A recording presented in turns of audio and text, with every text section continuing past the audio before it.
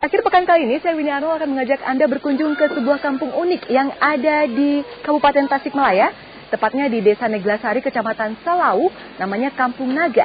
Nah, kenapa kira-kira dinamakan Kampung Naga? Nanti kita akan cari tahu lebih jauh dengan kuncennya sendiri. Namun, saudara, satu yang pasti, masyarakat di Kampung Naga ini cukup unik karena mereka masih memegang teguh adat istiadatnya secara kuat. Dan selain itu, secara kasat mata juga kita bisa melihat bangunannya sendiri masih cukup tradisional.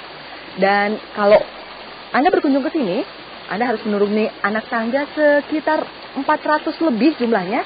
Tapi secara keseluruhan jaraknya dari Jalan Raya Tasikmalaya Garut itu hanya sekitar 500 meter saja. Dan ini lagi ada kesibukan sepertinya. Punten, Pak, ini lagi bawa-bawa pasir, mau kemana Pak? Ke satu ke ujung. Bikin apa Pak?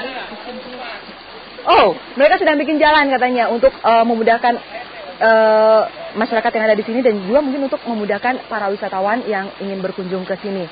Dan nanti seperti janji saya tadi kita akan ngobrol dengan kuncennya, tapi sebelumnya kita lihat dulu liputan yang satu ini.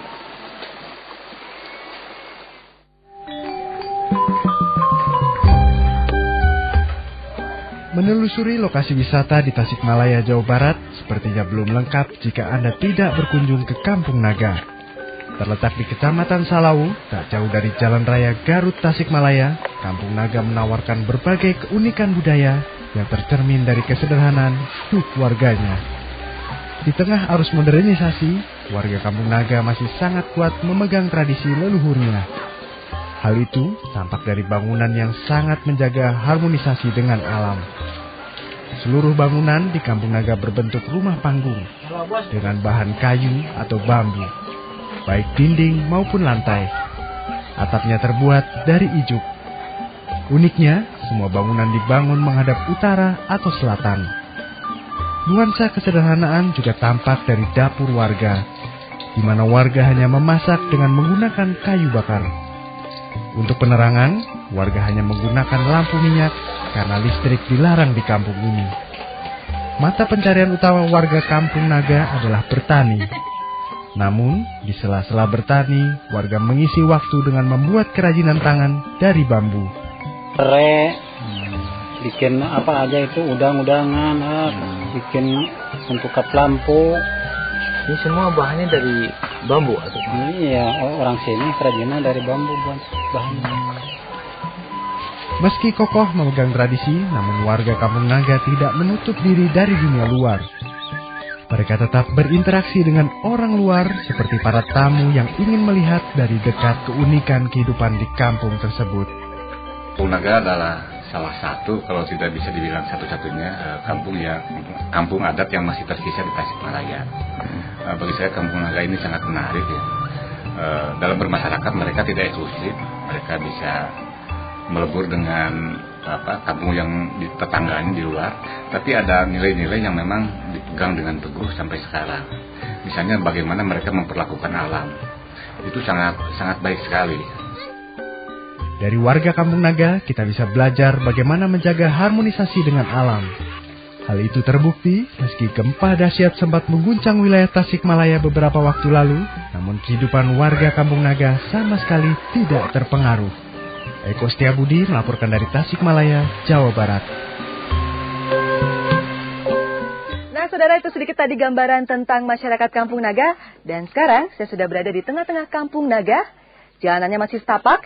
Rumahnya juga cukup unik, rumah panggung, bilik bambu dan atap ijuk. Nah, ini ada Pak Hen-Hen kuncennya. Pagi Pak Hen-Hen, apa kabar Pak? Pak, ini rumahnya cukup unik ya Pak ya? Ini ada kaitannya dengan asal-muasal Kampung Naga atau gimana Pak? Kalau masalah nama Kampung Naga itu suatu warisan dari nenek moyang kami, memberikan nama yaitu Kampung Naga. Cuma tidak mempunyai arti dan makna tertentu. Itu cuma suatu nama, itu ciri tempat untuk memudahkan tamu atau pengunjung yang datang ke Kampung Naga. Jadi hanya nama saja ya Pak ya? Bukannya dirinya dolar naga gitu. Kan seperti di Jakarta pun juga ada kan yang namanya Kampung Rambutan, tapi kan bukan buah rambutan, tapi banyaknya bis gitu. Bisa aja nih si Pak Hen-Hen. Sambil jalan kita ya Pak ya? Pak, ini struktur bangunannya cukup unik dan konon kabarnya tahan gempa. Terbukti kemarin waktu gempa di Tasikmalaya yang cukup besar, 7, sekian skala Richter, itu ini nggak ada yang roboh ya Pak bangunannya. Nah, mungkin Bapak bisa jelaskan konsep bangunannya seperti apa Pak? Kalau di sini kan konsep bangunannya itu panggung. Itu antara alas sama kayu itu memang cuma nempel aja. Jadi kalau misalkan goyangan tanah sama goyangan kayu itu seirama, jadi mengikuti goyangan tanah. Jadi otomatis tidak ada kendala atau hal yang istilahnya merobohkan bangunan karena di sini semuanya kayu. Nah, karena atapnya pun juga pakai injuk. Itu kan kemarin gempa itu berkekuatan 7, sekian. Jangan kawan 7, sekian, 3 kali lipat pun juga ya mungkin di Kampung Naga tidak akan roboh. Wah, sudah siap ya Pak ya. Ini mungkin bisa diklaim sebagai rumah tahan gempa. Mungkin ini bisa jadi masukan saudara untuk rumah-rumah di ibu kota yang ingin tahan gempa ya bisa meniru konsep rumah di Kampung Naga ya Pak ya. Ini kayaknya kok bangunannya sama semua ya Pak ya. Apa ukurannya sama, di struktur dalamnya juga sama atau gimana Pak? Kalau di sini bangunan memang bentuknya sama, cuma ukurannya itu tidak sama. Ada yang luas, ada yang kecil gitu ya. Jadi perbedaannya tidak menyolok. Karena di sini sebelum bangunan itu tanah sudah kaping-kaping. Jadi seharusnya ada kapingan segitu ya otomatis harus segitu. Jadi tidak boleh memperluas kapingan. Dan kalau masalah bangunan di sini itu tata ruang di dalam itu ada yang diwajibkan harus ada 3. Yang ke-1 adalah goa, itu untuk penyimpanan beras atau padi. Yang kedua harus ada dapur untuk memasak. Dan yang ketiga itu harus ada kamar tidur, tempat peristirahatan. Jadi kalau mau bikin tepas atau ruang tengah itu ya boleh atau tidak boleh pun juga. Pak, ini kayunya kayaknya hasil dari hutan sini juga atau gimana Pak? Kalau dari hutan nggak boleh sama sekali. Di sini dilarang mengambil kayu dari hutan itu untuk bangunan atau untuk kayu bakar. Ini mengambilnya dari kebun masing-masing, gitu ya. Yang digunakan itu kayunya kebanyakan albasia dan kayu manglin. Oke. Dan ini kayaknya unik ya Pak ya, ada anyaman-anyaman bambu. Ini mungkin ciri khasnya Kampung Naga juga atau gimana? Kalau di sini memang itu bilik sasag namanya, itu ciri khas Kampung Naga. Di sini yang dipakai dinding itu ada 2 macam. Yang ke-1 bilik sasag, itu ciri khas Kampung Naga, disimpannya di bagian dapur kebanyakan. Terus yang kedua adalah bilik kepang. Bilik kepang itu ya dinding untuk sekelilingnya bangunan rumah. Jadi di sini ada 2 macam.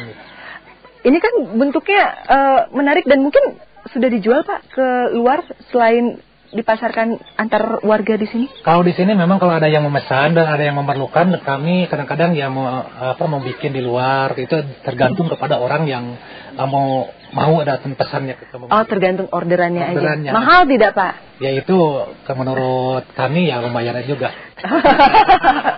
Berapa Pak harganya kalau boleh tahu? Kalau bilik sasag gitu ya yang kecil-kecil itu bambunya itu 300.000 per meter.